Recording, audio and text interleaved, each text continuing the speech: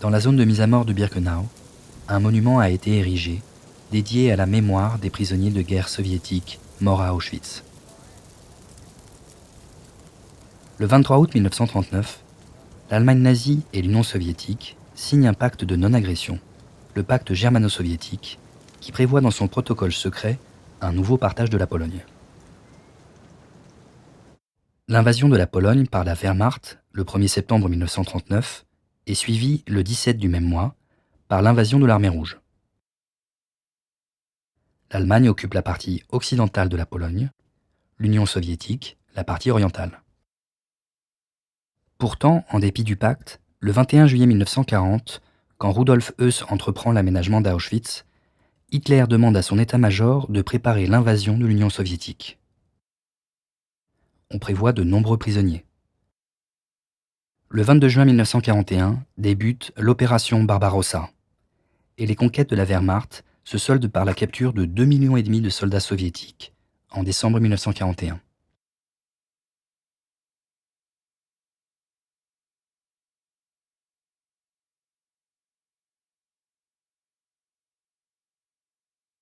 Ils sont parqués dans des enclos à ciel ouvert, affamés.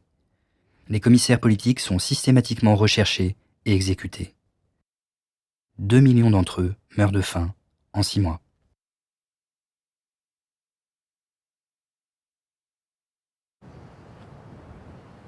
Rudolf Höss, dans son livre « Le commandant d'Auschwitz parle », écrit « En automne 1941, conformément à un ordre secret du Führer, les instructeurs, commissaires et certains fonctionnaires politiques russes furent extraits des camps de prisonniers de guerre par les soins de la Gestapo et envoyés dans les camps de concentration les plus proches pour être liquidés.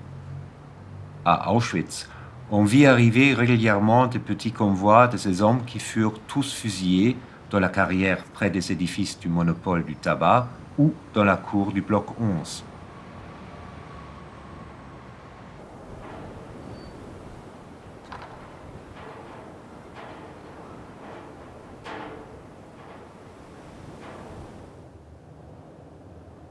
« 12 000 prisonniers soviétiques sont internés à Auschwitz. Certains sont utilisés pour tester des méthodes d'assassinat de masse.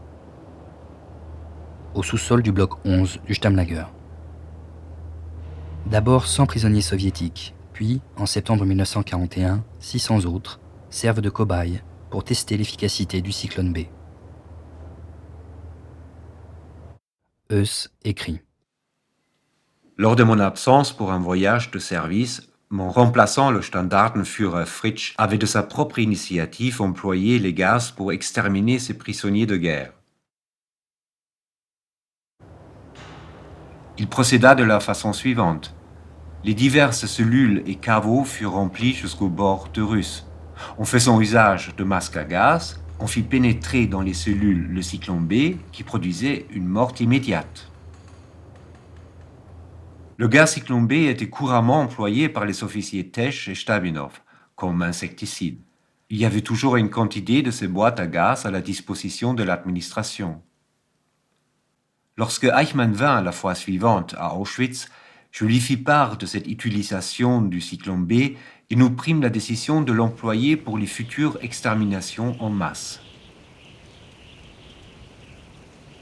Les prisonniers soviétiques sont parmi les premières victimes du crématoire 1. À partir d'octobre 1941, les prisonniers de guerre soviétiques serviront de main-d'œuvre pour la construction de Birkenau. Ils sont regroupés dans 9 blocs du Stammlager, séparés du reste du camp par des barbelés. Le travail et les conditions de détention sont particulièrement dures.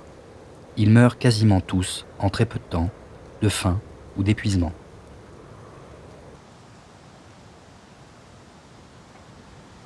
Leurs corps sont ensevelis dans cette clairière. Les vêtements des morts sont récupérés par les survivants. Les numéros d'enregistrement cousus sur les vêtements se perdent et les autorités nazies du camp sont dans l'impossibilité de tenir les registres des morts. Il est alors décidé de tatouer sur leur poitrine leur numéro matricule. C'est l'origine du tatouage, marque spécifique, pratiquée dans les seuls camps d'Auschwitz. Au printemps 1942, cette pratique se systématise. Le tatouage ne se fait plus sur la poitrine, mais sur l'avant-bras gauche. Tous les détenus d'Auschwitz seront tatoués, à l'exception des Allemands.